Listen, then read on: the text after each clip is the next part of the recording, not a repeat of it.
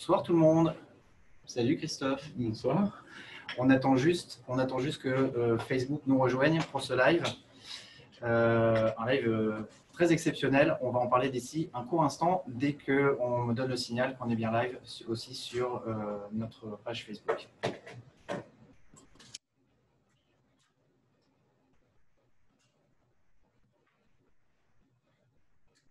Il y a un peu d'humidité, c'est peut-être pour ça que ça prend un peu de temps. Aujourd'hui, il y a beaucoup plu. Avec l'humidité, en général, les transferts se font un peu moins bien. Et ben voilà, je pense qu'on est live partout. Bonsoir à tous, à nouveau, pour ceux qui nous rejoignent. Bienvenue sur ce nouveau live Sony. On est très content de vous retrouver. Et là, on vous retrouve pour un live tout à fait exceptionnel. Et quand je dis exceptionnel, c'est parce que c'est, je pense, la première fois qu'on va avoir l'occasion de vous présenter notre famille d'ambassadeurs presque au grand complet. Donc, la famille d'ambassadeurs Sony, Christophe, on est peut-être le vétéran. Le doyen. Voilà, okay. En tout cas, tu n'es pas le plus vieux, mais tu es sans doute le plus ancien dans cette fonction chez nous. Ça fait 10 ans. Ça fait 10 ans, donc ça commence à faire un bail. La famille des ambassadeurs Sony, je ne sais pas si vous la connaissez, l'idée c'était justement de vous la présenter dans son ensemble, de faire une espèce de photo de famille. Alors, étant donné les conditions Covid, on ne peut pas faire exactement ce qu'on veut pour faire une photo, je branche mon câble, une photo de famille très large avec tout le monde sur le plateau, mais on va les faire un par un. Donc, si vous ne les connaissiez pas encore, donc Christophe Brachet, photographe de plateau, Béatrice et Jérémy, donc les Quirky, qui sont plutôt spécialisés sur l'univers photo et vidéo de mariage. Donc, évidemment, ce sont des descriptifs qui sont un peu caricaturaux.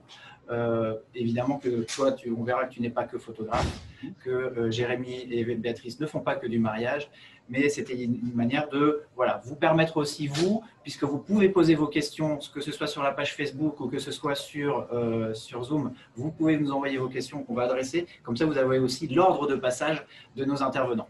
Donc, Vuteara aussi, qui est aussi qui a rejoint l'équipe il y a déjà quelques temps et qui fait de la photographie de rue et de reportage. On aura Alexis, qui est notre spécialiste de la photographie sous-marine. On aura Francis pour la photographie de sport, qui a fait un live avec nous il n'y a pas longtemps. On aura Laurent, qui a été le premier à faire ces lives, ces webinars Sony au mois de juillet avec nous, qui est notre spécialiste photo animalière notamment. On aura Bertrand Bernager. On dit toujours que la valeur n'attend pas le nombre des années. Bertrand en est la plus belle illustration. C'est un jeune photographe bourré de talent pour la photo de rue, pour la photo d'architecture, qui vient nous raconter ses dernières aventures. Ludoc, génial réalisateur vidéo, et vous verrez qui aujourd'hui a pris aussi la plume. Olivier Jobard, qui est le dernier entrant dans cette équipe d'ambassadeurs et qu'on est super heureux de voir avec nous aujourd'hui. Pour partager son expérience du photojournalisme et de la réalisation de films documentaires. Guillaume, je ne pense pas qu'on le verra, malheureusement, il avait un shooting qui se terminait un peu trop tard pour ce live, mais vous l'avez vu la semaine dernière, on a fait la présentation de l'Alpha 7C avec lui tout récemment, et puis Julien qui ne pourra pas être avec nous ce soir, on le salue s'il nous fait l'amitié de nous regarder. En tout cas, Julien qui est aussi notre spécialiste photo d'auteur et de créative, un peu photo plasticienne, et qui avait gagné notamment il y a quelques temps le SWPA. Donc voilà, donc si vous avez des questions, vous avez l'ordre de passage, n'hésitez pas à nous les envoyer tout de suite, comme ça on peut les passer au fur et à mesure. Donc déjà, toi Christophe, raconte-nous un petit peu, déjà cette aventure des ambassadeurs Sony pour toi, ça a commencé comment et quand? Ça a commencé donc il y a 10 ans, tout pile à l'époque, il y avait encore le Sony Store à Paris. Donc, il y avait un gros store où on pouvait acheter donc, du matériel Sony, ordinateur, appareil photo et plein de choses. Et j'ai été bien reçu par l'équipe qui était très compétente à l'époque et on faisait des cours photo. Donc j'ai assisté à un cours photo et à ce cours photo, mes photos ont plu. Et je commençais tout juste à faire la photo de cinéma. Et mes photos ont été montrées à des gens chez Sony. Et tout simplement, ils ont dit on recherche des gens pour représenter la marque. Alors, il y a 10 ans, quand on revient 10 ans en arrière, la marque n'était pas au niveau où elle est maintenant. Donc, les appareils photo étaient en plein développement. On était au début des développements hybrides aussi. C'était les premiers hybrides. Voilà, exactement. Voilà. C'était des premiers hybrides. Et ils m'ont demandé si j'y croyais. Et moi, j'y croyais énormément dès le début. Je trouvais que c'était sur le papier assez sympa. Et je me suis dit, j'ai senti une envie de développer un produit atypique. Et qui, moi, pour le cinéma, je pense, allait me plaire parce que j'ai tout de suite vu l'essentiel dans mon métier, c'était de faire des photos en silence, grâce à ces appareils photo hybrides. Donc, en tout cas, qui faisaient beaucoup moins de bruit dès le départ. parce qu'il y a eu aussi les RX qui ont commencé avec notamment le RX1, qui est arrivé assez tôt sur le marché, qui est un boîtier que j'ai très rapidement utilisé dans mon métier. D'accord, le petit compact capteur plein format. Exactement. Donc la photographie de plateau, c'est ta spécialité.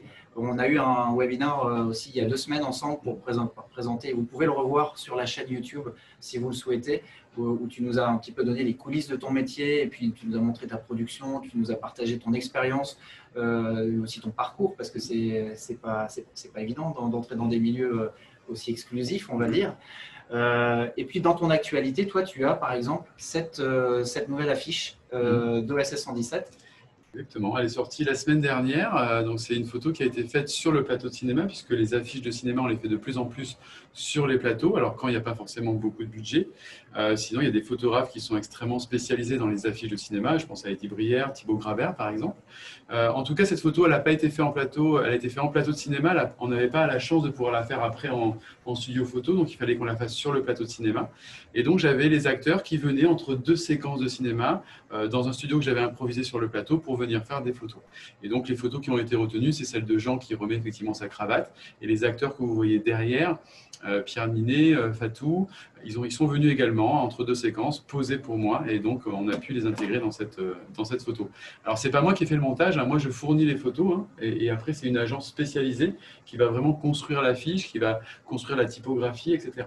D'accord. Et donc ça, c'est l'actualité, on va dire, des films qui sont déjà réalisés. Oui. Qu'est-ce qu'il y a peut-être à suivre en ce qui te concerne? Alors moi, j'ai eu un petit arrêt qui a duré un moment parce que j'ai des soucis de dos, donc je me suis arrêté pendant 2 mois après le confinement. Et là, je reprends tout doucement. Il y a le Festival du film d'Angoulême sur lequel j'ai été pour faire des portraits d'acteurs. Et surtout, là, au mois d'octobre, je vais avoir le film de Anne Fontaine, Président, avec Jean Dujardin, et le film de Guillaume Canet qui se tourne à Belle-Île. Donc je pars en octobre sur ces 2 longs métrages. Donc voilà, l'actualité du cinéma en période Covid, en tout cas, les productions reprennent. Exactement. Oui, ça reprend. Après, bien évidemment, ça reprend dans des conditions comme on l'a vu ici chez Sony, tout le monde était masqué. Comme dans tous les endroits que l'on peut voir, effectivement, on doit respecter certaines distances, on doit respecter bien évidemment le masque. Donc tout ça est respecté sur les plateaux de tournage. Et puis, tu as toi aussi fait un petit galop d'essai avec l'Alpha 7 S3 tout récemment. Oui. Et il y a une vidéo qui est sortie aujourd'hui et qui commence à faire le buzz. Donc, tu voulais aussi nous la partager?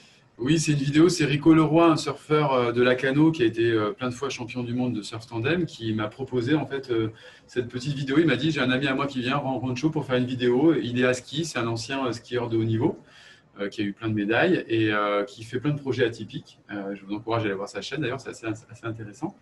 Et il m'a dit, avec ses skis, il veut venir prendre des vagues et il veut faire un salto arrière.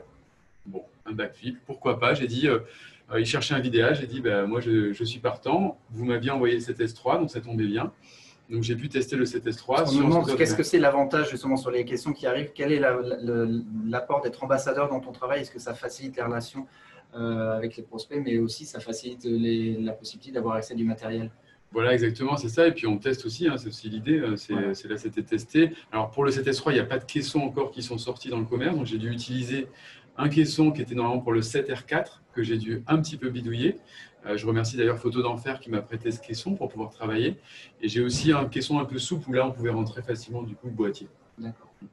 Et donc allez voir cette vidéo, donc ce que vous pouvez retrouver sur le profil de Enak Gavadio. Exactement. Voilà. Grand sportif. Et puis, alors, tu es aussi, je disais que tu étais photographe, mais tu es aussi toi-même réalisateur. C'est quelque chose que tu veux de plus en plus développer, je pense, dans ton activité, d'après ce que j'en sais, et peut-être que tu peux nous dire pourquoi. Et puis, vous signaler qu'on sera justement samedi à Paris, dans le 14e arrondissement à l'Entrepôt, sur le festival du film de surf et de skate, pour faire une conférence avec toi, où tu vas nous dévoiler les coulisses de tes réalisations, notamment de ce film, qu'on ne peut pas voir partout. Donc, déjà, renseignez-vous si ça vous intéresse. Donc, samedi à 15 h dans le 14e à l'Entrepôt, dans le cadre du festival de films de surf et skate, vous pourrez donc voir la conférence de Christophe. Donc dis-nous-en juste un petit peu plus sur ce film et sur tes intentions d'aller plus vers la réalisation. Je pense que comme beaucoup de photographes, avec les boîtiers qu'on a maintenant qui font de la vidéo, on a envie de faire de la vidéo. Moi, j'avais fait en plus une école d'acteur quand je suis arrivé à Paris, donc la mise en scène m'a toujours intéressé. Je voulais me servir de cet apprentissage que j'ai en tant qu'acteur pour justement mettre des acteurs en situation.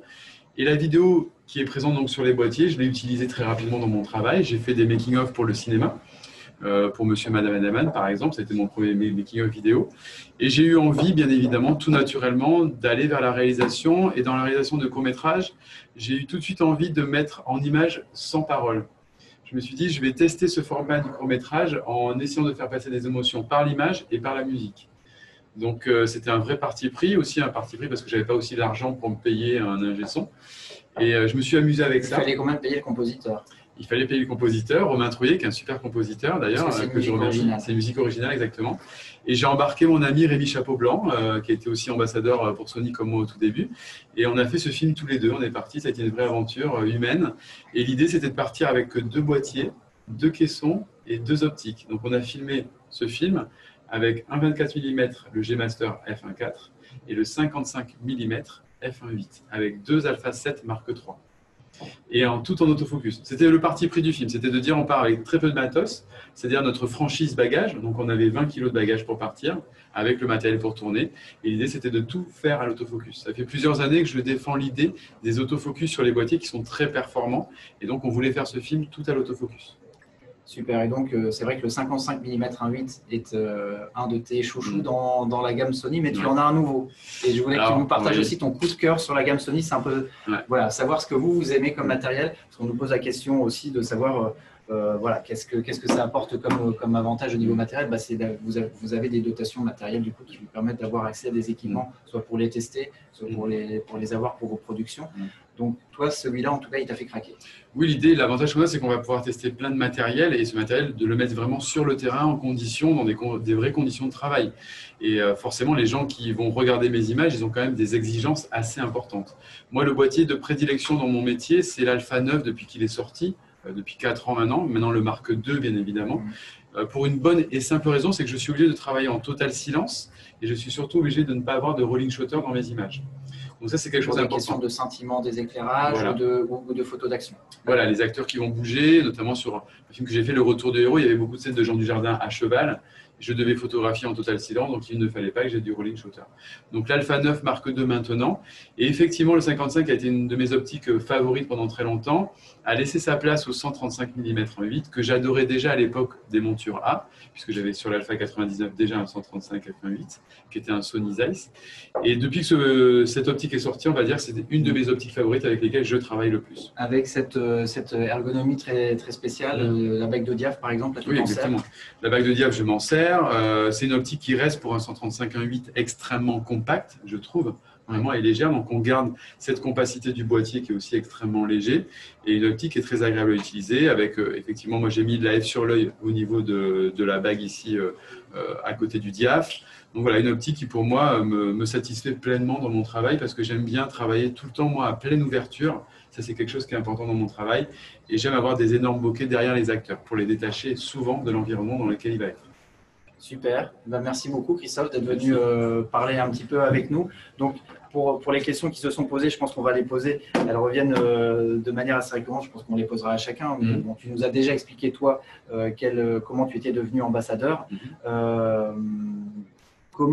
Parce que comment faire pour être ambassadeur, tu l'as dit, toi, c'était une question de rencontre. En fait, hein. Moi, c'est une question de rencontre et c'était il y a 10 ans, donc c'était pas comme maintenant, je pense, effectivement, il y avait pas autant peut-être de photographes qui étaient intéressés par Sony.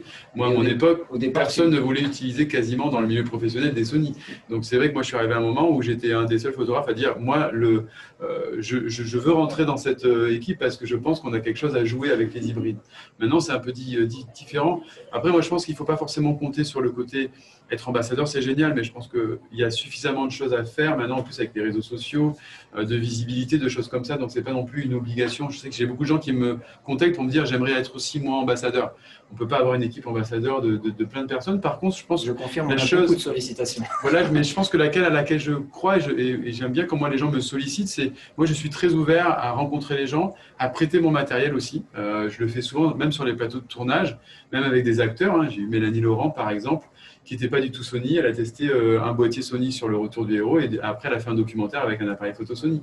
Donc moi, je suis très ouvert. Si les gens sont là où je suis, par exemple à Bordeaux, s'ils veulent qu'on se rencontre, que je leur fasse essayer le matériel, que je donne des conseils, je pense qu'aussi ça peut servir à ça. Sans parler du programme ambassadeur qui peut arriver après, mais c'est pas, il ne faut pas que ce soit une fin en soi parce que c'est une question de partage. C'est une question de partage, voilà exactement. Il y a déjà une équipe ambassadeur qui, je pense, est très variée, donc ça c'est super. Donc n'hésitez pas à venir nous voir et à ce qu'on puisse essayer le matériel même ensemble, ça peut être assez intéressant. Super, merci Christophe. On va accueillir justement maintenant d'autres Bordelais. Et oui, les Bordelais sont en puissance dans cette team alpha parce que nous adorons les chocolatines. Voilà. Et ça, c'est important. Voilà. Et puis c'est aussi donc les quirky qui vont venir nous rejoindre. Et donc, avec Béatrice, qui est une femme. Et tu soulignais tout à l'heure, parce qu'on a eu une petite réunion avant ce live, et tu soulignais l'importance que tu accordais, toi, à la présence des femmes dans dans ce genre de représentation, de programme de marque. Oui, parce que je pense que heureusement, il y a de plus en plus de femmes dans notre milieu et c'est très important parce que c'était un milieu à la base un peu machiste. Moi, quand je suis arrivé dans le milieu professionnel, j'ai trouvé que c'était un peu à celui qui avait un peu la plus grosse. Alors moi, bien évidemment, en arrivant avec des appareils photo Sony miniatures, je me suis confronté à des gens qui effectivement ne me prenaient pas au sérieux à cause de l'objet qui était tout petit autour de mon cou. Donc ça a donné lieu à des remarques assez marrantes. Moi, je prends toujours les choses à la rigolade, mais c'est aussi pour ça que je pense que c'est important qu'on ait beaucoup plus de femmes pour un peu contrecarrer tout ça. Et les femmes ont beaucoup plus de recul que nous les hommes, je trouve, ont une sensibilité que moi j'adore. Moi, je travaille avec beaucoup de femmes autour de moi, je prends souvent beaucoup de stagiaires femmes et je milite pour que dans ce milieu, il y ait de plus en plus de femmes. Et il y en a de plus en plus et j'en suis ravi. Super, merci Christophe pour ton témoignage et pour ta présence sur notre plateau ce soir. Et puis on va maintenant accueillir les Bordelais, donc Béatrice et Jérémy, les autres Bordelais. À plus tard Christophe. À plus tard, merci. Donc Béatrice et Jérémy qui nous rejoignent, bienvenue sur ce plateau, merci de nous rejoindre. Merci. Les Bordelais, les Bordelais en force. L'union fait la force. Ça, c'était le titre de l'article qui avait été publié sur vous, sur le portail Sony Ambassadeur Europe. Voilà, et donc vous êtes un couple et vous travaillez plutôt sur le domaine du mariage, ce que je disais tout à l'heure, c'est pas limitatif, mais c'est un peu quand même ce qui fait l'essentiel de votre activité. Totalement, c'est exactement ça. Pas que, effectivement, mais c'est... Et toi, Jérémy, on t'a quand même aussi découvert tout récemment à travers le lancement de l'Alpha 7S3 comme, comment on dit, filmmaker, réalisateur. C'était une première où effectivement, on va dire réel, effectivement, où je me suis un peu détaché du milieu du mariage pour réaliser ce fameux petit court-métrage. Donc c'était le film créé qu'on peut revoir sur ta chaîne YouTube, qui était on peut dire un hommage à tous les artisans. Exactement, un hommage, un ode à la création et aux artisans et à la détermination, à l'abnégation qu'on peut avoir dans la création. Et nous-mêmes, je me considère plus souvent artisan qu'artiste, justement. Moi, c'est un des sujets dont on parle souvent avec les copains également. Et voilà, c'était vraiment pouvoir avoir ce fil conducteur entre l'artisanat et qu'on peut parfois appeler artiste, mais voilà, et la création. Très bien. Et toi, Béatrice, tu as lancé un guide à l'usage des... Alors, c'est assez inhabituel d'avoir un guide qui a double sens. C'est-à-dire que c'est autant pour les photographes que pour les mariés. C'est exactement ça. En fait, l'idée, c'était de regrouper 10 ans d'expérience dans la photographie de mariage et de conseils et d'astuces que je peux donner à tous les futurs mariés qu'on a. Et de tout regrouper dans un bouquin. Et en même temps, ces conseils-là que moi je donne aux futurs mariés, ils peuvent aussi être utiles aux autres photographes.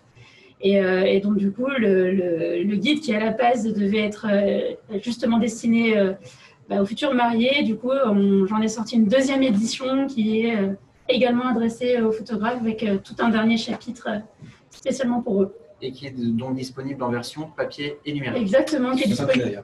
Et non, et j'en avais plein d'exemplaires. Et on a à l'écran, on a la cover. La couverture, exactement. Voilà. Et donc voilà, qui est dispo soit en version livre, soit en version numérique. Et en version livre, c'est aussi en commande sur votre site internet. Exactement. Voilà. Exactement. Donc, avec quelques feuillets en plus pour les photographes. Du coup, il y a vraiment une version spécifique pour les photographes. Qui est adressée aux photographes. Ouais. D'accord. Très bien. Et puis, puisque c'est une question qu'on nous demande avec insistance, les gens voudraient savoir quel est l'avantage d'être ambassadeur Sony et comment fait-on pour devenir ambassadeur? Comment ça s'est passé pour vous? Oula. Voilà, est-ce qu'on raconte falloir toute faire l'histoire? Alors, en version courte. En version courte, toi, tu travaillais déjà avec du Sony. Moi, je suis arrivée chez Sony en même temps que l'arrivée de l'A9. Tu étais chez Nikon. J'étais chez T'étais chez Nikon. Nikon. Oui, moi aussi, j'ai eu d'autres vies. Exactement. Et en fait, j'ai été hyper convaincue tout de suite du matériel de chez Sony. Ça a fait vraiment un gap dans ma façon de travailler. Et puis, un jour, j'ai eu un coup de fil de toi. Qui Parce que ça se passe comme ça aussi, c'est d'ailleurs plutôt comme ça qu'on préfère travailler. On aime bien avoir des candidatures parce que ça nous permet de repérer des talents et puis de se dire peut-être, pourquoi pas un jour. En même temps, on a une belle équipe qui est déjà très forte, très bien constituée, qui vit très bien. Mais peut-être que voilà, dans l'idée d'un renouvellement, ça peut se présenter qu'on ait besoin de recruter. Donc on est toujours curieux d'avoir des nouvelles candidatures. Ouais. Et c'est À vrai l'époque, que il n'y avait pas encore d'ambassadeur mariage. et il n'y avait pas d'ambassadeur mariage. Et c'est vrai que nous, notre démarche, c'est aussi, parce que c'est peut-être bien aussi qu'on vous livre l'autre côté aussi, côté fournisseur, l'envers du décor, c'est que nous, effectivement, comme tu le dis, toi, tu avais été déjà convaincu par le produit. Donc, on aime bien avoir des gens qui viennent vers nous et qui sont déjà équipés en Sony, qui ont déjà fait ce choix technique pour des vraies raisons, comme toi, tu l'as fait parce que tu avais des choses qui, pour toi, étaient des game changers, des choses qui allaient peut-être te faciliter la vie. Par exemple, quand on travaille avec un vidéaste, le bruit du déclenchement, c'est Là, pour le coup, ça m'a changé la oui. vie. Parce que moi, je Voilà. faisais déjà effectivement en Sony et toi, tu t'es passé d'un D750, je crois, à l'époque. Ouais, à l'époque. Et t'es passé sur un 9. 9 direct. Ouais, putain, t'es passé à 9 direct. Ouais. Exact. Voilà. Et donc, pour toutes ces raisons-là, nous, on aime bien que les gens soient déjà à la base des utilisateurs, parce que ça nous permet aussi d'avoir déjà un portfolio d'images aussi qu'on peut partager, puisque le but aussi du programme ambassadeur, c'est, comme on l'a fait, alors on ne l'a pas encore fait avec vous, mais ça va venir, de faire des webcasts dans lesquels on partage des images et des expériences. Et donc, c'est bien de pouvoir montrer des images et de pouvoir les commenter. On fait déjà beaucoup de workshops ensemble. Ouais. On a fait deux On a dû en faire déjà 2 ou 3, effectivement. Trois. Il y a un quatrième à venir là, dans une petite semaine ensemble d'ailleurs. Voilà. Même 2 à venir encore, un dans une semaine et un dans 15 jours. Donc la semaine prochaine, nous serons à Bordeaux, chez vous, Exact. Ouais. donc chez notre distributeur professionnel Panajou, avec qui nous ferons effectivement une journée d'animation autour du film, d'ailleurs, que tu as créé, où tu viendras raconter un petit peu les coulisses du tournage, ton expérience du Avec boîtier. tout à fait. Bah, justement, tiens, parlons un petit peu matériel. Vos coups de cœur à vous, c'est quoi dans la gamme Sony? Je vais commencer? Non, j'y vais. Moi, de toute façon, ça a été la 9. Dès la présentation, j'étais déjà mon boîtier coup de cœur. Et couplé avec un 35 mm. Alors toi, c'est un combo. Ouais, moi, c'est Et le évidemment, on combo. ne fait pas de photos sans un boîtier et une optique. Exactement, et c'est mon combo, pour moi, c'est le combo parfait, c'est celui que j'utilise dans 99% de mes images. Donc le 35-1.4 Zeiss, Ouais, exactement. Sony Zeiss. Exactement. Que j'utilise à pleine ouverture les 3/4 du temps. Ouais, ça c'est quelque chose que je trouvais assez saisissant dans les présentations que tu fais généralement dans les workshops, où tu montres que tu fais quoi, 80% de tes images à peu près à pleine ouverture. Ouais, un 1.4, mais oui, parce que en fait, j'ai redécouvert le 1.4 en ayant le 1.9.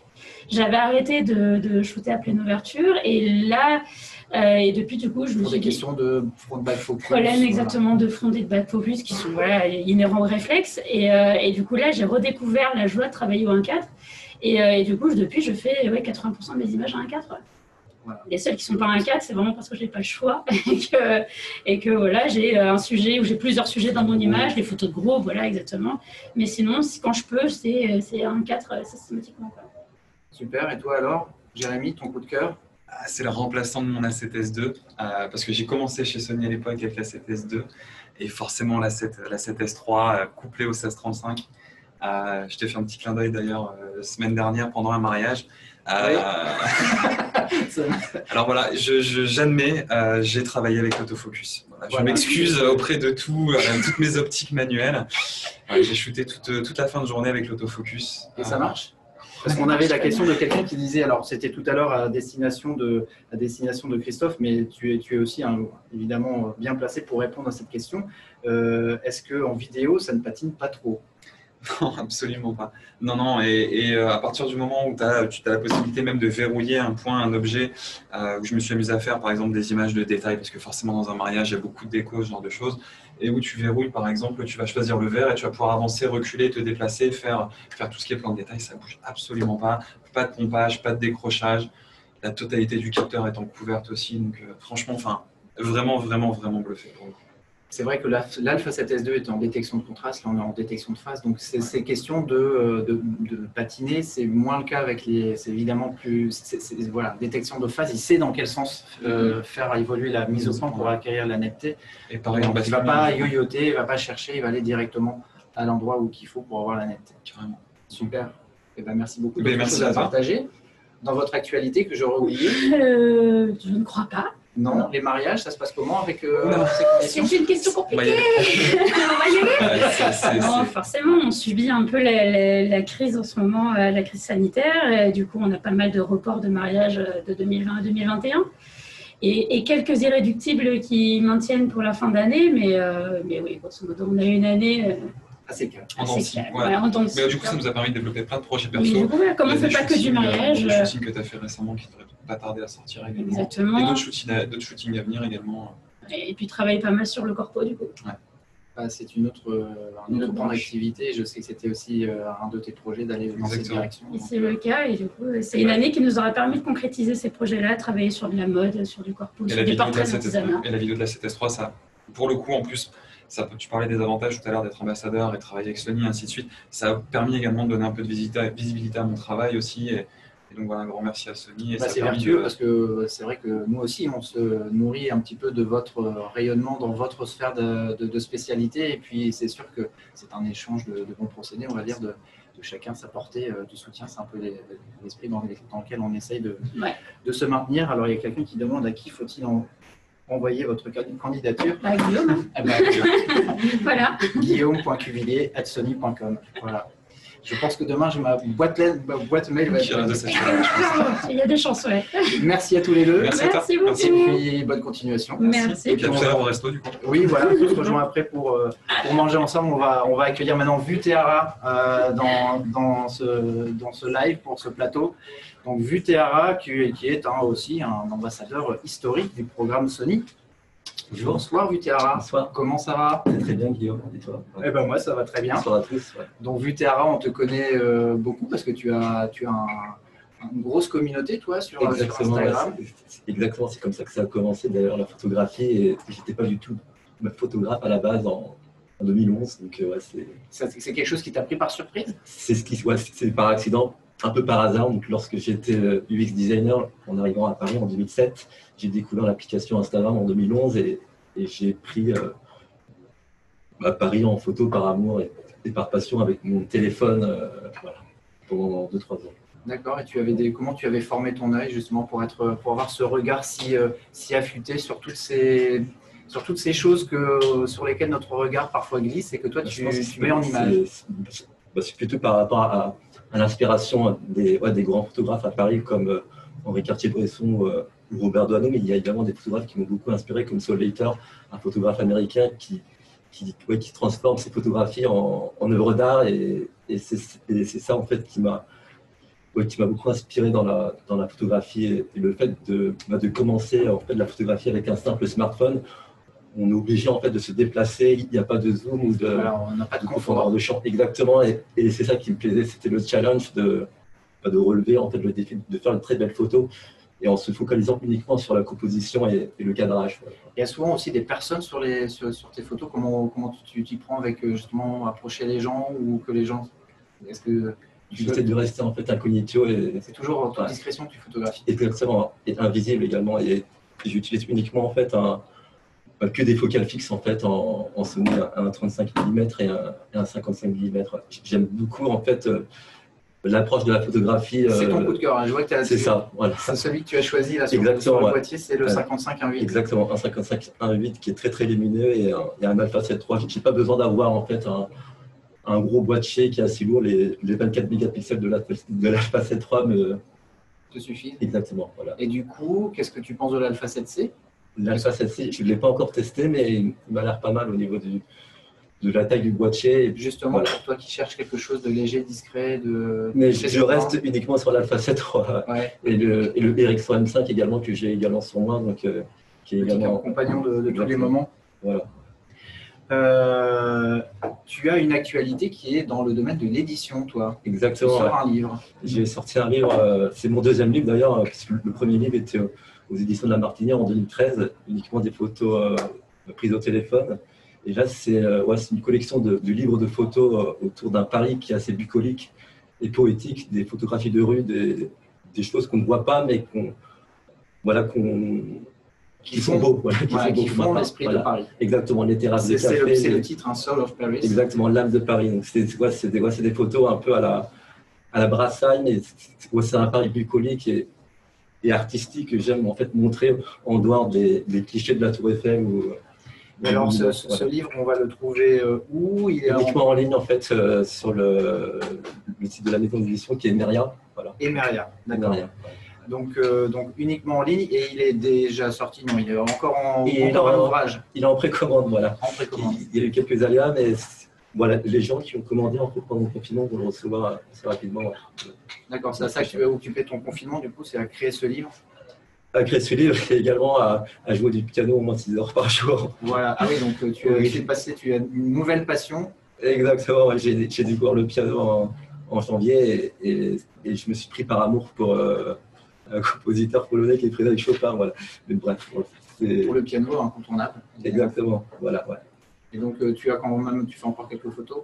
Oui, voilà, bien sûr. Ouais. D'ailleurs, j'ai été en reportage il y a 2-3 semaines autour de la Méditerranée pour les croisières ponantes, des croisières d'expédition de luxe.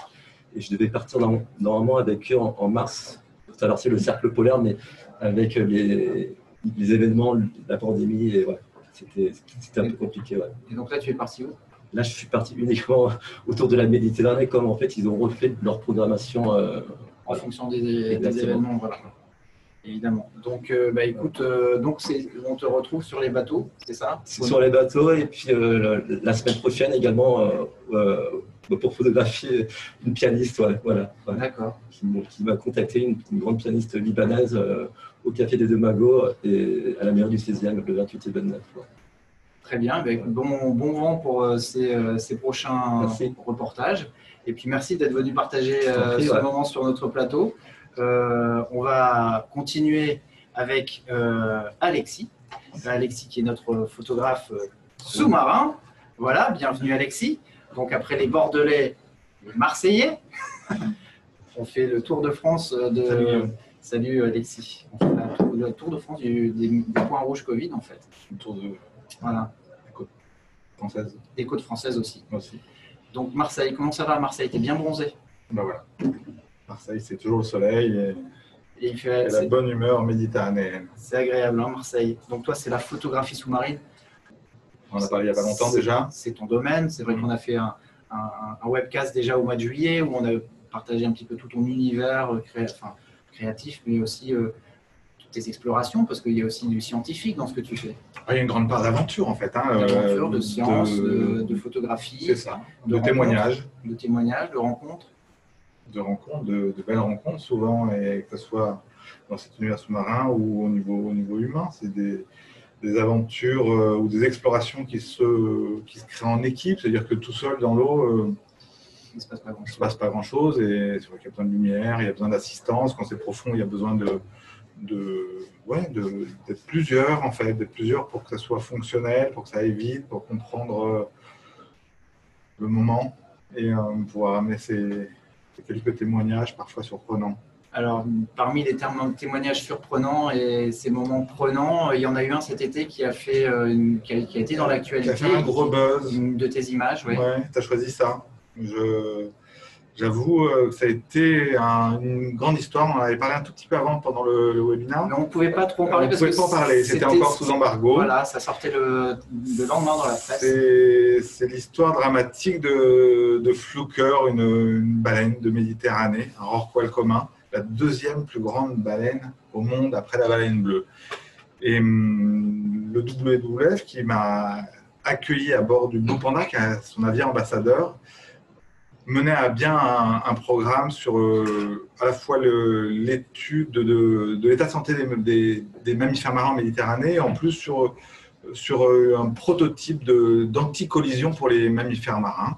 Et on est tombé sur cette baleine qui a eu la malheureuse idée de tomber sur la main de l'homme, qui a eu la queue coupée et qui pendant 1 an s'est amaigrie, ne pouvant plus plonger en puisant dans ses réserves.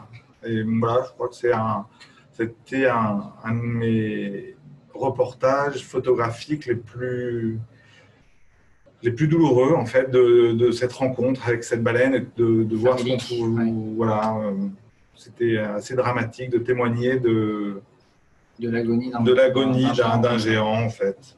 Voilà, mon monde à moi, c'était surtout l'univers du beau, l'univers de l'exceptionnel, voilà, de la contemplation. Et là, je me retrouve plus dans vraiment du news magazine. Voilà, donc ça a fait une grosse actualité. Ouais. Puis il y aura d'autres choses à dire. J'espère que ça sera surtout utile, que ce témoignage sera utile sur des prises de décision politiques et qu'on pourra avancer pour une meilleure protection de ces mammifères marins. Et c'est vrai que le WWF voilà, essaye de s'impliquer énormément là-dedans. Et puis derrière, toujours dans ton idée de témoigner en faveur de l'environnement et puis pour les prises de conscience, pour la prise de conscience, il y a ce projet One Ocean. One Ocean, One Planet. C'est un grand projet avec l'UNESCO qui va commencer, alors on ne peut pas trop en parler pour l'instant, qui va commencer en 2021. 2021, c'est le début de la décennie pour les océans. L'UNESCO s'engage avec la commission océanographique sur un grand programme océanique et me demande de les accompagner sur la partie image, témoignage. Donc One Ocean, ça va être un projet sur 10 ans, un témoignage sur les océans, comment l'appréhender, le positif, le négatif, l'évolution et des solutions. Oui, parce qu'il faut quand même en arriver là, à un moment. Il faut des solutions. Il y a des solutions. Et puis, pardon, je vais un petit peu trop vite. Tu nous as amené sur le plateau. Toi, ton petit chouchou, c'est le 1635. C'est mon jeu à moi. Voilà.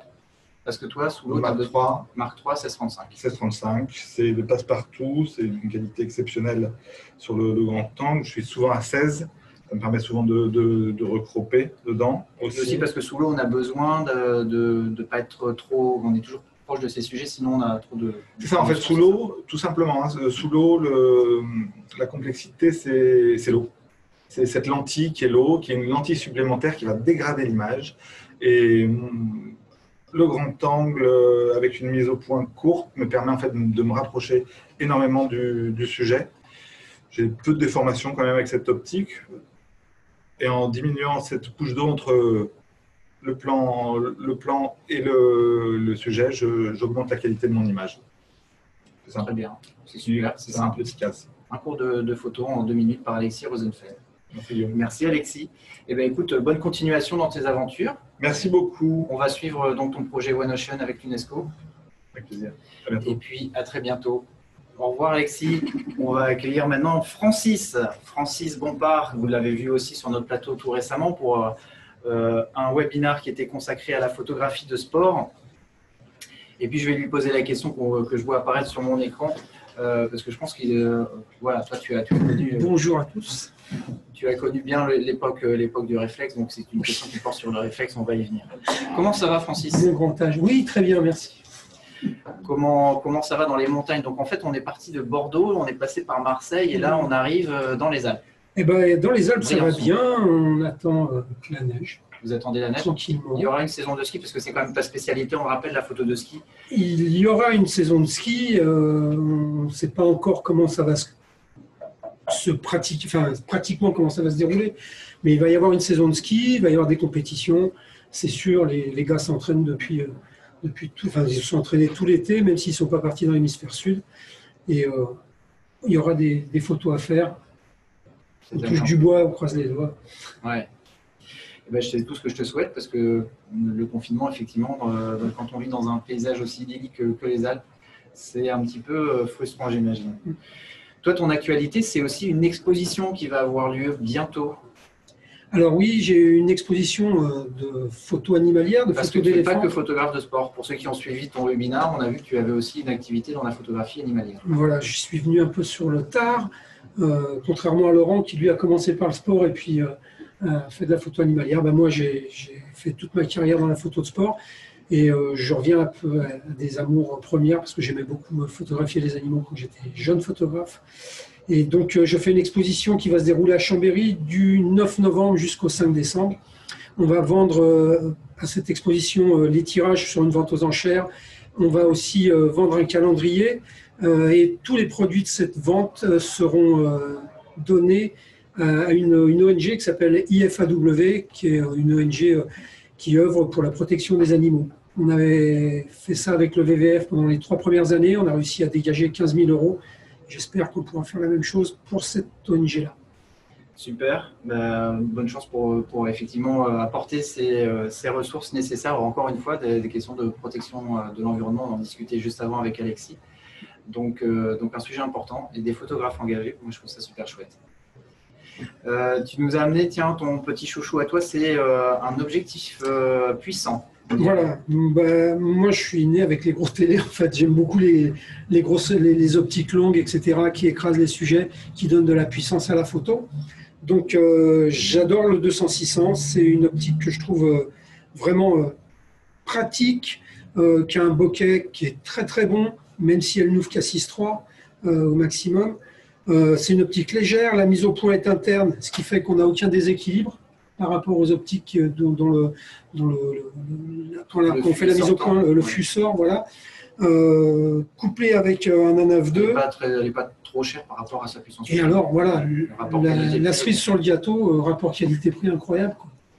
Je pense que c'est le meilleur rapport qualité-prix dans tout le monde de la photo.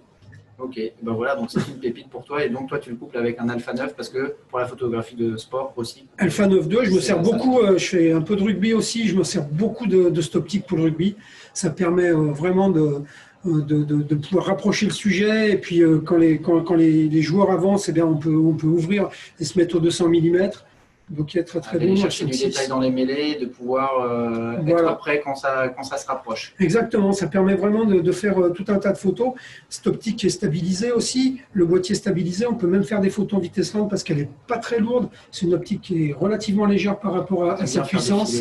J'aime beaucoup faire les filets, ouais. Je trouve que ça donne une espèce d'ambiance à la photo qui est différente de la photo d'action classique où tout est figé. Et donc, qu'est-ce qui, toi, t'a fait, c'est la question qu'on avait là sur le fil de discussion, et merci, continuez de nous envoyer vos questions. Qu'est-ce qui, toi, t'a fait basculer du réflexe à l'hybride? Alors, mon opinion personnelle, c'est que l'hybride, c'est l'évolution naturelle du réflexe. C'est-à-dire, je suis intimement persuadé que les réflexes vont devenir comme les boîtiers 6.6 ou tous les anciens boîtiers qu'on avait, mais le miroir qui se lève et qui descend n'aura plus une incidence pour moi, enfin ça sera plus utile. Ce qu'il faut rappeler, c'est que c'est vrai que cette mécanique de miroir réflexe, c'était au départ parce que le film était sensible à la lumière, qu'il fallait le protéger de la lumière pour pas qu'il se voile. Donc il fallait trouver un système pour garder le film à l'abri de la lumière, mais avec des capteurs numériques, on n'a plus besoin de garder la surface sensible à l'abri de la lumière. Il peut être exposé en permanence. Et donc, on n'avait plus besoin de ce miroir qui était plutôt devenu une contrainte plutôt qu'autre chose. Alors, en termes de bruit, en termes d'actionnement, avec ces aléas de mise au point qui devenaient de plus en plus complexes à gérer avec la montée en définition. Le gros avantage pour moi de l'hybride, c'est on voit exactement ce qu'on photographie. L'exposition, elle est complètement, on peut modifier tous les paramètres, etc. et avoir l'exposition exacte de ce qu'on photographie. Ce qui n'est pas le cas avec le réflexe où on doit regarder la photo sur l'écran pour voir si on est bien exposé ou pas. Voilà, et on voyait tous les photographes qui faisaient comme ça. Le fait qu'il n'y ait pas de blackout, c'est-à-dire qu'il n'y a aucun moment où notre image est noire, ça permet de mettre l'autofocus sur le sujet et de le garder tout le temps dans le focus. En visu, voilà. Et de la même manière pour l'autofocus qui du coup peut travailler plus efficacement parce qu'il n'est jamais aveugle.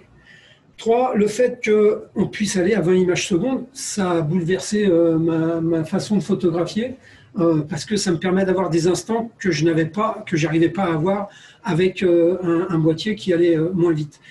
Et on arrive à aller à 20 images secondes justement parce qu'on n'a plus de miroir, on n'a plus cette mécanique, on a un obturateur électronique. Et donc, voilà, si on combine tout ça, l'autofocus qui est hyper performant, pas de blackout et les 20 images secondes. Et pour l'animalier, le silence. Et le silence pour l'animalier, exactement. Voilà, on a fait un bon résumé, je pense que ça répond bien à la question.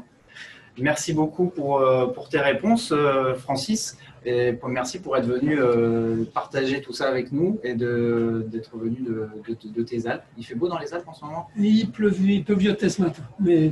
Et on annonce la neige pour quand? Ils annoncent ce week-end. Ils annoncent la neige ce week-end avec les forts vents du Nord et tout, on verra.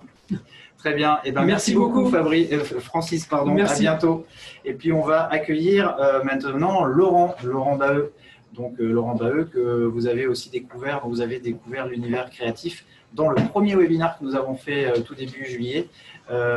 Bonsoir Laurent, comment ça va? Bonsoir Guillaume, très bien. Mais dis-moi, Laurent, tu es bien bronzé. D'où viens-tu, Laurent? Pour changer un peu d'Afrique. Ah voilà, je me disais bien que même s'il a fait beau ici en France, pendant que tu étais en Afrique, on a eu du beau temps aussi. Pareil, ouais. Mais on avait, je pense, pas les mêmes sujets que toi à photographier. Moi, j'aime bien quand il fait très moche en France, comme ça, quand je reviens tout bronzé, je fais un peu râler les gens qui sont restés. Voilà, je suis un bon candidat. Comment ça va, Laurent, depuis le mois de juillet? Ce voyage, c'était pourquoi? C'était pour toi? C'était parce que je sais que tu fais des voyages, tu accompagnes certains voyages photos, c'était le cas là? Ouais, j'accompagne de temps en temps des workshops en fait, où j'essaie de faire un peu profiter les personnes qui voyagent avec moi de mon expérience de l'Afrique et il faut que tu montes un peu la voix, je crois, parce que sinon de mon expérience de l'Afrique et de la photographie. Voilà. Ça fait 18 ans que je photographie l'Afrique et puis je fais des workshops aussi ailleurs évidemment, mais c'est vrai que l'Afrique est ma prédilection et puis la photo ça fait 25 ans. Donc voilà. Tu connais bien le territoire. Oui, et là en l'occurrence c'était le cas. C'est une bonne saison pour y aller le mois de septembre? C'est une très bonne saison parce que c'est en plein dans la migration. Voilà, entre Serengeti et Masai Mara, entre Tanzanie et Kenya. Et du coup, et en plus du fait de cette situation inédite, il y a très peu de monde, donc c'était assez fantastique. Oui. Ouais. Les animaux, le comportement des animaux n'a pas changé pour autant. Non, ils sont un peu plus tranquilles, ils ont un peu moins de photographes sur le dos, on va dire. Donc voilà, la faune sauvage continue de vivre avec moins de photographes autour. Alors on voit justement pour que peut-être vous, de l'autre côté de l'écran, vous puissiez mieux mieux revivre un petit peu les moments que toi tu vis dans la savane. Il y a eu un film qu'on avait fait avec toi il y a 2 ans, 1 an et demi, 2 ans maintenant, qui s'appelle Time is the Key. Vous pouvez le revoir sur YouTube, il est magnifique. En plus, il est en noir et blanc, ce qui est un petit peu ton univers créatif à toi, la photo monochrome. Donc ça, c'est une photo qui est extraite de ce film, où on te voit un petit peu au travail sur le terrain. Donc moi, je trouve que ça fait rêver. Ce qui est fantastique, c'est que j'ai du Sony en plus. Ah, c'est bizarre ça. Tu as beaucoup travaillé sur les lions, tu as sorti des ouvrages récemment, dont un dédié uniquement à cet animal-là, le lion. Exact. Ça fait partie de ton actualité récente, on va dire. C'était 2019. Oui, c'est ça, c'était 2019, un livre uniquement sur le lion. C'est quelque chose que j'avais en tête depuis un moment parce que c'est un peu l'animal roi. Le roi de la jungle. Voilà, c'est l'animal emblématique de l'Afrique et il méritait un livre à lui tout seul. En tout cas, c'est ça. Donc c'est un florilège de tes meilleures images de lion. C'est ça, c'est un peu un best-of de mes 18 années d'Afrique. Et donc tu as aussi inauguré des expositions virtuelles, on peut appeler ça comme ça. C'est ça. On avait signalé au mois de juillet qu'il y en avait une qui avait déjà débuté, qui s'est tenue jusqu'à il y a quelques jours, jusqu'au 20. Et là, il y en a une nouvelle qui commence. Et je voudrais que tu me l'expliques parce que je trouve que le motif est assez intéressant. Oui, c'est l'animal dans la langue, en fait, dans la langue française. Voilà, on a décidé avec la personne qui travaille avec moi de coller au rythme des saisons en fait, et de changer à chaque nouvelle saison, de proposer une nouvelle exposition virtuelle. Voilà, donc celle qui vient de démarrer à l'automne, puisque nous sommes déjà à l'automne, c'est l'animal dans la langue. C'est par exemple toutes les expressions comme malade comme un chien, c'est très bien en temps de Covid, ça. Ouais, si vous voulez apprendre pourquoi on utilise l'expression peigner la girafe, qu'est-ce que ça veut dire, ou la politique de l'autruche, par exemple, faire la politique de l'autruche, vous aurez quelques explications de texte. Il y a des photos, mais aussi du texte. D'accord, et c'était basé sur un texte, c'est de Jean d'Ormesson qui m'a inspiré, un poème de Jean d'Ormesson qui utilisait beaucoup d'expressions de la langue française autour de l'animal. Très bien, donc on reste autour de cette thématique. Allez voir c'est sur le site de Laurent, sur le site de ton site internet directement, c'est ça? laurentbaheux.com. Ouais. Voilà. Quoi d'autre? Qu'est-ce que tu nous as amené, toi, comme boîtier sur j'ai amené boîtier optique, je sais pas. Qu'est-ce que toi tu... Alors j'ai pas tout amené, parce que moi je viens de loin, mais j'ai amené un 100-400 et j'ai amené un Alpha 9. Et c'est ton combo de De prédilection, ouais, un petit peu. Alors, souvent, je rajoute un doubleur, un extendeur x2 en fait, ce qui fait passer mon 100-400 à un 200-800.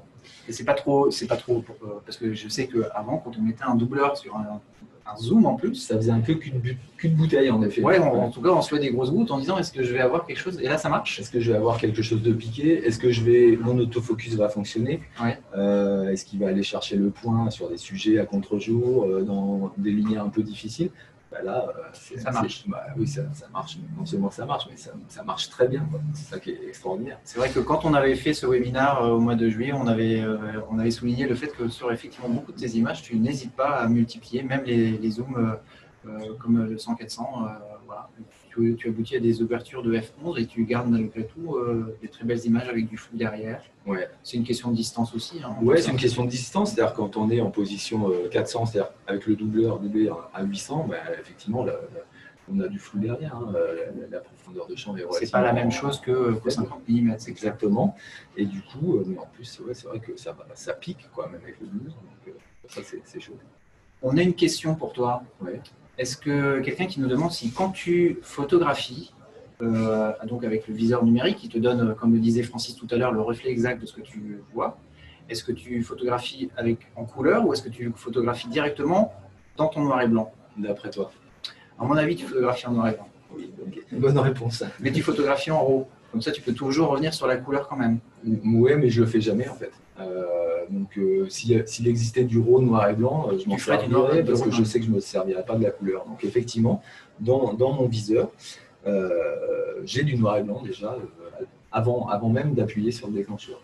Je vois la vie en noir et blanc. Je vois la vie en noir et blanc. Il y en a qui voient la vie en rose. Laurent voit la vie en noir et blanc. Ouais, voilà. Et tu vois la vie en rose aussi. Je vois la vie en rose aussi parce que j'ai une femme formidable. Voilà. Évidemment, l'amour dans tout ça, ça importe aussi. Eh bien, écoute, merci beaucoup, Laurent, d'être venu sur ce plateau. Je peux juste rajouter 2-3 petits trucs parce que dans mon actu, j'avais oublié de dire certaines choses. Alors, tout à l'heure, on en a parlé ensemble, de la sortie du film. Oui, c'est vrai. La réalisation. Comment je peux oublier ça? C'est moi qui l'oublie là. La réalisation du film pour Ushuaïa TV qui va débuter très bientôt. Voilà, le tournage va avoir lieu là en octobre. Et donc, on peut déjà vous dire qu'il y a une partie de ce film qui va être tournée avec un Alpha 7S Mark III. Ouais, exact. Et puis, je vais pouvoir tester l'Alpha 9.3 aussi. Ah non, il ne fallait pas le dire. Ah non, ouais. Non, là, je rigole. C'est pour faire du buzz, mais non, il n'est pas encore arrivé. Nos invités nous font des blagues. C'est adorable. Voilà, et pour ne pas faire trop long, j'ai aussi, alors en plus des expos virtuelles, j'ai quand même aussi des expos physiques. J'espère qu'elles vont avoir lieu. Notamment en 2021, j'ai le festival Terre Sauvage qui aura lieu en juillet. Et on parlait du workshop tout à l'heure. En dehors de l'Afrique, pour changer un peu, j'ai un workshop en juin au Spitzberg avec Terres oubliées, voilà, que j'accompagne. Donc en croisière autour du Spitzberg pour aller photographier les ours polaires, notamment les phoques, etc. Ok, donc des gros contrastes de température. Donc là, l'Afrique la semaine prochaine et puis en juin. Oui, alors en juin, c'est pas là où c'est le plus froid, mais oui, effectivement. Et c'est là où on a des lumières, puisqu'il fait jour. C'est le jour permanent. C'est le jour permanent. Il faudra penser à dormir un petit peu quand même. Hein. Voilà. Très bien. Merci beaucoup, Laurent. Merci à toi. Très content de te revoir ici avec nous et puis à très bientôt. C'est un plaisir.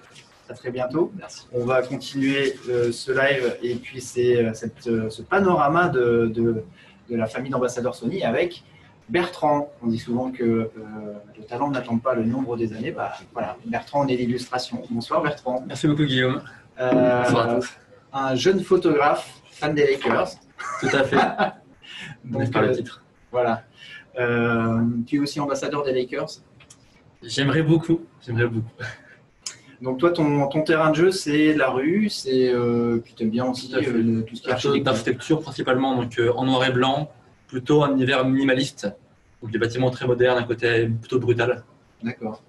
Et donc on a vu un petit peu une partie de ton univers, parce que tu as aussi participé au webinaire à l'occasion du lancement du 12-24, et je vois que c'est ton chouchou. Tout à fait. Donc l'optique 12-24 mm f2.8 Master, qui pour moi est l'optique parfaite pour les photos de bâtiments. Ouais. Vraiment très très bonne qualité, avec l'Alpha 7R Mark IV. C'est pour moi le combo ultime pour tous les amoureux de bâtiments, c'est vraiment le pied, c'est génial. Le piqué optique et la définition, donc là on a des images qui ont du souffle. Ah mais carrément. Donc ça, c'est ton coup de cœur à toi. Et puisqu'on est aussi là pour parler de ton actualité, alors toi, tu as vécu quelque chose d'assez extraordinaire cet été. Carrément. Que tu nous as- Rien à voir avec tout le bâtiment. Là, on est en plein dans les Alpes. Donc, grâce au Covid, finalement, j'ai beaucoup voyagé en France. Ce qui n'était pas le cas d'habitude, je partais plutôt à l'étranger. Donc là, j'ai fait beaucoup mieux en France, et Tu veux notamment. dire pas en période de Covid. C'est ça. En période de Avant le Covid. Covid, je prenais très peu de photos en France. Et là, j'en ai pris beaucoup, notamment donc, un documentaire vidéo où donc, on a tourné pendant 5 jours à travers la France. Donc en fait, on a suivi un cycliste qui a fait Cannes, le Touquet, en passant notamment par tout l'école des Alpes. Donc 2500 km en 4 jours et 23 heures, sans quasiment aucune pause. Et donc nous, on le filmait. On n'a quasiment pas dormi, mais c'était une expérience géniale parce qu'on avait à la fois un décor de rêve qui est la campagne française, les Alpes, la haute montagne.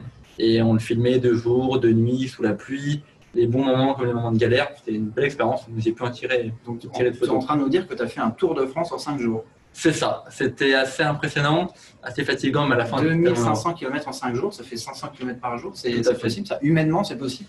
Alors, c'est très compliqué, il y a l'entraînement du quotidien. Nos coureurs qu'on a suivi, donc Jean-Luc Pérez, il fait plus de 30 000 km par an à vélo. C'est un champion de l'endurance cycliste, mais ça demande beaucoup d'entraînement. Et notre documentaire, le but, c'est vraiment de montrer comment l'être humain peut dépasser ses limites. Donc, un documentaire qu'on pourra voir où? Alors, pour l'instant, il n'est pas encore terminé. Donc, pour l'instant, on ne peut pas encore le diffuser. On n'a pas encore de date exacte, mais on aimerait pouvoir le diffuser pour mi-2021. Pour l'instant, on reste encore assez C'est discret. discret pour toi. Voilà. Tout à fait. Ma première vidéo, je suis plutôt dans l'image, plutôt des projets d'architecture, notamment dans des projets c'était à Singapour ou encore à Tokyo, plutôt sur de l'urbain. Là, j'ai voulu un peu Sortir un petit peu de ta zone de confort. Tout à fait. Bon, bah, c'est chouette. pour Ça s'est faire bien un passé. petit. Tout à fait. Ah, c'était génial. Tu as filmé avec quoi du coup? On avait l'Alpha 7 Mark III, on avait 6 boîtiers. En photo, on avait le R3. Et pour filmer, on avait la 7 III, que l'autofocus est très rapide, donc c'est un boîtier polyvalent hyper agréable. Et après, autre projet un peu d'actualité, comme là j'entre en dernière année en école de photo, je dois préparer mon mémoire de fin d'études. Et donc mon thème, c'est comment la photographie peut-elle témoigner des changements du paysage urbain. Et donc je vais faire un projet photo en proche banlieue parisienne pour en fait prendre en photo à la fois les bâtiments années 60-70 un peu en ruine, mais aussi tous les grands travaux du Grand Paris. Donc notamment, essayer d'avoir des contacts de cabinets d'architectes pour aller sur des chantiers, prendre en photo des travaux, aussi des bâtiments futuristes. Il y a un travail de mémoire sur l'évolution de l'architecture en région parisienne. Alors, on a la question qui revient toujours. Toi, ça s'est passé comment? Comment tu es devenu ambassadeur? Comment, en étant encore en école de photo, on arrive à devenir ambassadeur? C'était un rêve depuis tout petit, vraiment depuis 7-8 ans. C'est une marque que j'adore. Et quand j'ai commencé à prendre des photos en 2012, mon premier boîtier était déjà un petit compact de la marque. Après, en 2014, à Noël, j'ai reçu un Alpha 6000. Donc, j'ai toujours grandi en faisant de la photo avec des boîtiers hybrides Sony. C'était toujours mon rêve. Et à 17 ans, j'ai eu la chance de pouvoir être contacté par Sony. Donc, c'était un vrai rêve. Et c'est une marque que j'aime beaucoup. Donc, c'est Sony qui t'a contacté. Tout à fait. Alors, au départ, c'était par Twitter où régulièrement, je taguais le compte Sony France. Après, le community manager à l'époque était venu me voir, on avait parlé. Et après, au centre de la photo, il m'avait reconnu, on avait discuté, on avait pris contact et un an après, il m'avait recontacté. Donc c'est aussi des histoires de rencontres, finalement. Tout à fait. C'est des histoires humaines, tout ça. C'est une belle histoire, la grande famille. Ok, super. Eh ben, merci beaucoup Bertrand d'être venu, d'être passé sur notre plateau. À très bientôt. Donc j'espère voir ton film J'espère. voilà, Et quand, 2021. et quand le Covid sera un peu passé, normalement, je vais faire un gros projet à Los Angeles, notamment donc, pour montrer l'héritage de Kobe Bryant et sur l'architecture de Los Angeles. Donc, on croise les doigts pour que Si on peut revoyager, c'est ce que je te souhaite en tout cas. Merci À beaucoup. très bientôt. Salut Bertrand. Et maintenant, on va accueillir un autre jeune qui, lui, est plutôt orienté vidéo. C'est Ludoc. Salut Ludoc. Yo. Merci de nous rejoindre. Alors déjà, Vous avez vu, on les a presque donc tous. c'est trop bien. Si, t'es jeune. Ouais, j'ai passé la trentaine, mais si on peut dire que je suis encore jeune, ça me va. Bah oui, c'est bien, ça me va. Donc, j'ai mis vidéaste d'instinct sur le. J'aime bien. C'est un peu ça, ta signature à toi, ton envie, c'est ça, c'est de faire de la vidéo, mais sans prise de tête. Ouais, moi je viens de la fiction. Je continue à aimer faire de la fiction, etc. Mais c'est vrai que quand je voyage, j'ai de plus en plus envie de. Faut que je regarde la caméra. Ouais. J'ai de plus en plus envie de filmer un peu ce que je vois. C'est ce que j'avais fait au Népal, au Bangladesh. Et j'ai fait pas mal de petits docus comme ça pour Nat Geo, pour JQ, etc. Et en fait, c'est... On peut les voir sur toute ta production, aller sur ton site internet. Hein. On peut sur aller, YouTube, un peu partout, mais c'est une autre façon de travailler parce que du coup, en fiction, on a tendance à mettre en scène, à refaire les prises, etc. Et là, c'est de l'instinct quand on est plus en mode documentaire, plus en impro. Et c'est tout aussi intéressant. Je ne pensais pas aimer autant, et en fait, c'est assez intéressant comme façon de faire. Il faut capter le truc au bon moment, et c'est là où c'est pratique d'avoir des boîtiers qui soient assez légers, assez rapides, etc. Parce que pour être agile. Il ne faut rien rater. Voilà, pour être agile. Et d'ailleurs, ça, ton expérience, et puis justement cet art un petit peu de faire les choses de manière simple et légère, avec peu de moyens, tu l'as synthétisé dans un ouvrage qui va sortir très bientôt. Et du coup, je me rends compte que c'est une exclusivité parce que moi-même, je ne l'ai pas encore annoncé. Donc comme ça, on l'annonce. Ah bah alors alors tout va bien, mais aucun problème. Pas de secret. Moi, je l'ai vu sur le site des libraires. Je crois qu'on peut même le précommander, mais je crois que la date, elle n'est pas encore exacte. Mais ouais, en fait, ce que j'ai fait, c'est que j'ai essayé de réunir un peu toutes mes techniques et mes bidouilles. C'est le mot que j'aime bien donner. C'est en fait rien de péjoratif.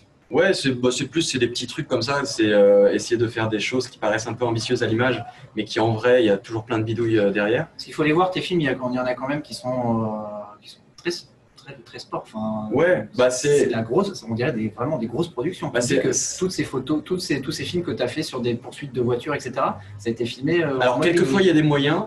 Il y a Volkswagen, par exemple, évidemment, c'est une pub, etc. Mais souvent, moi, je viens de YouTube et avec le studio Bagel notamment. Un de nos challenges, c'était de faire des choses qui paraissaient un peu, de rentrer dans un genre particulier, un Far West, un polar, un truc de science-fiction, et de casser un peu les codes et de faire des parodies. Et forcément, quand on n'a pas des budgets de ouf, on essaie de trouver des bidouilles. Typiquement, on ne peut pas tourner dans un hélico, donc on va tourner dans le coffre d'un camion, on va faire trembler la caméra, on va mettre de la lumière rouge, etc. Et c'est un peu les petits trucs que j'ai essayé de donner dans le livre, mais en gros, avoir le livre que moi j'aurais aimé avoir quand j'ai débuté, parce que la plupart des livres aujourd'hui que j'ai lus ou que j'avais à l'époque sont soit théoriques, on sent qu'il n'y a pas de retour d'expérience, soit ils analysent des films mais qui sont très anciens, ou qui ont des références un peu vieillottes, et j'essaye de dépoussiérer un peu tout ça, avec plein de questions qu'on se pose aujourd'hui, avec le digital, donc c'est ça, c'est à la fois de la technique, à la fois des techniques de réalisation, du montage. Ça parle un peu de tout. Parce qu'on avait la question justement, est-ce que ton livre parle aussi de post-production? Ouais, en fait, c'est en 3 parties. La première partie, c'est tout ce qui est technique, c'est comment éclairer une scène, comment filmer, comment choisir son objectif, comment prendre le son. La deuxième partie, c'est sur la réalisation. Donc, c'est découper son scénario, c'est filmer un dialogue, un chant contre chant, toutes les règles, le mouvement et tout. Et la troisième partie, c'est toute la post-production, donc l'étalonnage, le mixage, le montage, les effets spéciaux. Toute la base, c'est un gros livre puisque c'est 360 pages. Et il n'y a pas que le livre, il y a aussi des contenus qui vont avec. Exact, j'ai failli oublier, bien joué. En fait, sur certains chapitres, notamment la réalisation, comme c'est très difficile de mettre sur papier le mouvement, pour parler de transition, de mouvement, d'effets, etc. Discours, c'est ça qu'on dit. Exactement. Et là, en l'occurrence, une vidéo. Et du coup, il y a certains chapitres où il y a un QR code au début de chaque chapitre qu'on peut flasher. Et on voit le chapitre version vidéo sur YouTube. D'accord. Pour que ce soit un peu interactif, parce que c'est ça aussi le piège, c'est que quand on voit des livres sur la réal, on a du mal à visualiser le truc en mouvement. Et donc là, l'idée, c'est qu'en ayant le livre à côté, le livre, il peut servir pour à la fois apprendre dans son lit le soir ou sur un tournage pour avoir des petites galères, il est assez technique. Et en même temps, il permet d'avoir le petit support en plus des vidéos pour avoir un truc tout le temps sur soi. Super. Voilà. Donc, à très bientôt dans les librairies pour se procurer cet ouvrage. Et puis, qu'est-ce que toi, tu nous as ramené sur le plateau? Ton coup de cœur à toi, c'est quoi? Alors, je suis pas du tout original parce que c'est, je pense, l'objectif le plus souvent utilisé ou cité. C'est le 24-70 de 8 parce qu'en vidéo, pour moi, c'est le plus pratique parce que j'ai à la fois le grand angle et quand même un bon zoom à 70. Et de la luminosité. Et de la luminosité, oui, puisque c'est le 2.8 et qu'il est stabilisé, etc. Donc, moi, c'est mon préféré parce que c'est celui que j'ai utilisé la plupart du temps quand je suis en voyage parce que vraiment, il me sert pour faire tout. C'est-à-dire que je passe au 24, je me mets sur une gimbal, sur un Ronin ou un truc comme ça et je peux avoir mon joli plan large. Il est assez léger pour un gimbal. Exactement, non, il est vraiment il est très pratique. Donc j'étais sur la 7S2 jusqu'à maintenant et là je vais passer évidemment à la 7S3 que j'ai très hâte d'essayer. Mais en gros, ouais, c'est l'objectif parce que en général, j'en ai 3, ça va être 16-35, 24-70 et 70-200 histoire d'avoir la grande gamme parce qu'en vidéo, je préfère avoir des zooms pour pouvoir réagir que des fixes. Quand je fais de la fiction, pour le coup, on tourne uniquement en fixe.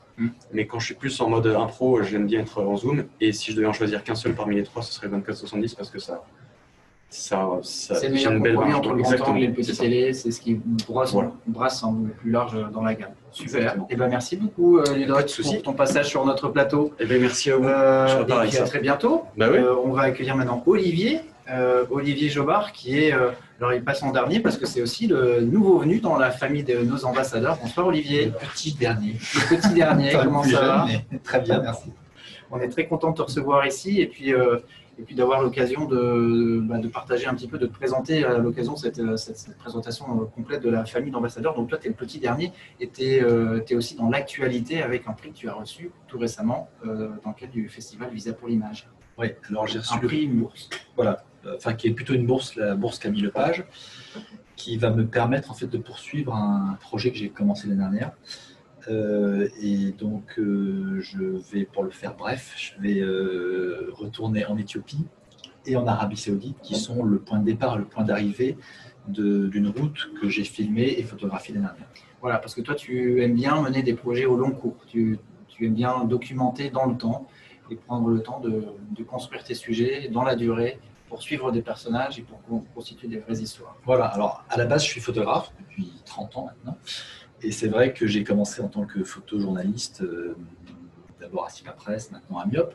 Et je mène des projets que j'arrivais à faire financer autrefois en fait uniquement en photo. Et depuis 7-10 ans, je suis passé assez naturellement parce que justement j'avais envie aussi d'entendre la voix des personnes. C'est ce qui t'a amené à la vidéo. C'est ce qui m'a amené à la vidéo. Et c'est aussi les boîtiers qui m'ont permis ça. Je me suis aperçu. C'est l'évolution technique qui a rendu possible l'enregistrement du son et de l'image. Voilà. De l'image animée et du son. Et donc, voilà, je mène maintenant tous mes projets, à la fois en vidéo, à la fois en photo, et avec un seul un ou deux boîtiers, mais je veux dire toujours avec le même boîtier. Ouais. Je peux à la fois photographier, filmer, assez simplement. J'ai un petit kit après pour avoir du son parce que je suis souvent seul. Parfois à deux, mais majoritairement seul. Et voilà, et donc mon passage en Sony m'a permis cette possibilité. Voilà, d'avoir de la flexibilité. Donc ton chouchou à toi, c'est ce petit combo-là avec un Alpha 7 Mark III. Un Alpha 7 Mark III, parce que justement, c'est le plus polyvalent. Enfin, bon, c'est ce que j'ai actuellement, donc c'est particulièrement polyvalent. J'espère pouvoir tester sur la Alpha 7 III que j'attends depuis déjà quelques temps. Et le 35-1.8 parce que c'est une nouvelle optique fabuleuse, un piqué exceptionnel avec une grande ouverture à 1.8. C'était aussi une optique que j'attendais depuis longtemps. Un truc compact, léger, qu'on emmène partout et avec lequel on peut tout faire. J'utilise aussi souvent des zooms comme Ludoc, où effectivement, quand on a des films, on a besoin d'avoir plusieurs focales. Mais voilà, je pense qu'à la base, en tant que photojournaliste, un 35-1.8, on peut tout faire. Donc 35-1.8, mode simple, et puis reportage. Le 35, voilà, c'est la focale des reportages. Voilà, c'est super simple, super léger. Et pour le son, tu utilises un XLR 4M, c'est ça? Voilà, alors pour le son, j'utilise donc le sabot qu'on rajoute par-dessus et des micros qui sont petits de manière justement à ne pas avoir un kit son qui soit plus gros que le boîtier, quoi. Et que l'ensemble en fait puisse tenir dans un petit sac à dos. Voilà, parce que quand on part en reportage, on a besoin d'être discret, on a besoin de ne pas se faire trop repérer, j'imagine. Donc c'est aussi ça le but, c'est de travailler avec quelque chose d'agile et de compact et de léger. Alors pour ceux qui voudraient savoir comment justement tu travailles et découvrir un petit peu, parce que ce sera aussi un peu l'histoire de ton parcours, on va faire un workshop avec toi très prochainement, au mois d'octobre. Oui, tout à fait. Donc un workshop sur justement les photographes qui veulent se mettre à la vidéo documentaire. Voilà. Donc l'idée c'est le passage pour les jeunes photographes de la photo à la vidéo. Voilà, essayer de penser justement ce documentaire, savoir trouver un angle, savoir écrire écrire un dossier pour essayer de pouvoir le soumettre à une télé ou à une agence de production. C'est pas forcément évident ni intuitif de passer de la photo à la vidéo, non seulement pour la réalisation, mais aussi pour la production. Il y a le côté technique, mais il y a aussi le côté narration, quoi. Donc il faut, alors tout dépend comment on photographie au départ, mais moi je pense de façon dont je photographiais justement un peu documentaire, narratif, où finalement j'avais beaucoup de photos un peu creuses, dans des moments où il ne se passait pas grand-chose, mais où je suivais justement l'histoire, c'est venu assez naturellement. Maintenant, je pense que pour tout photographe qui choisisse le moment décisif, c'est pas évident de passer de ce moment décisif à ce moment long qui peut être le documentaire, où là, il faut justement mettre en valeur et donner du sens à tous ces moments où il ne se passe pas grand-chose. Donc, si ça vous intéresse, si vous aussi vous avez envie de vous mettre à la vidéo et à savoir comment on peut réussir à produire son premier film documentaire, vous êtes les bienvenus. Il faut simplement envoyer votre candidature via le site MYOP, de l'agence MYOP, MYOP, voilà, avant le 5 octobre. Et le workshop aura lieu fin octobre sur Paris. Je crois que c'est les 21-22 octobre de mémoire, ou 22-23. 22-23, c'est écrit. 22-23 octobre, voilà, à Paris. Donc, n'hésitez pas, envoyez vos candidatures. Et puis, voilà, ce sera un workshop évidemment en nombre limité. Donc, les places, il n'y en aura pas beaucoup, puisque à cause des conditions de Covid, on est obligé de se limiter. Et c'est gratuit. Et c'est gratuit. Voilà, parce que c'est une vraie collaboration fructueuse qu'on aime bien développer avec nos amis de MYOP, qu'on soutient sur leur projet, dont un autre projet qui est aussi un projet anniversaire. Voilà, donc on fête là, dans les mois qui viennent, la 15e année de la création de l'agence MYOP. Et à cette occasion, on sort un livre chez l'éditeur André Frères qui s'appelle Cinédier, sur justement cette période de confinement qu'on a tous documenté, donc les 19 photographes de l'agence. Donc ce travail sortira dans ce livre. D'accord, et donc nous sommes aussi soutiens pour cet ouvrage, pour avoir cette chronique un petit peu personnelle, enfin le regard personnel de tous les photographes. Ouais, de regard intimiste et personnel sur voilà. Et bien super, donc ça ce sera en novembre. Juste avant, tu auras eu aussi une exposition à Vannes, donc pour ceux qui nous regardent, qui sont en Bretagne. Voilà, au kiosque sur le port de Vannes, donc dans le cadre du festival photo de Vannes. J'ai une exposition qui regroupe plusieurs séries en fait, de parcours de migrants que j'ai suivis ces dernières années. Donc, il y a à la fois ce travail un petit peu d'archives de ces différents parcours, et au milieu justement de cette exposition, il y a une création un peu nouvelle qui est un petit film dans un photomaton en fait, où je retrouve justement ces personnes que j'ai pu suivre pendant leur parcours, dont certains, le parcours date il y a plus de 20 ans, enfin il y a 20 ans. D'accord. Donc il y a aussi une approche créative autour du reportage, en fait. Une manière d'aborder, la manière de raconter l'histoire. C'est-à-dire que je trouvais intéressant de voir justement un peu l'évolution de ces différentes routes, à travers ces différentes personnes que j'ai suivies, et de pouvoir les entendre maintenant avec justement un certain recul pour Kingsley en particulier, savoir qu'est-ce qu'ils sont devenus, qu'est-ce que cette migration leur a permis et où ils en sont aujourd'hui. Super. Et tu y seras? Il y a des jours où il y aura des visites d'exposition? Je serai pour l'inauguration le 10, je crois, le samedi. Samedi 10, voilà. Ok. Donc à très bientôt à Vannes. Voilà. Merci beaucoup d'être venu partager ça avec nous. Alors, il nous en manque ce soir des ambassadeurs. Il n'y aura pas Guillaume Ruchon, il n'y aura pas malheureusement Julien Mauve qui n'ont pas pu nous rejoindre, comme je le disais en introduction. On les salue. Guillaume, on l'a vu la semaine dernière. Julien, j'espère qu'on aura l'occasion de faire un live avec lui aussi prochainement. En tout cas, voilà, on était très, très heureux de vous présenter toute notre famille d'ambassadeurs, toute notre team ambassadeurs.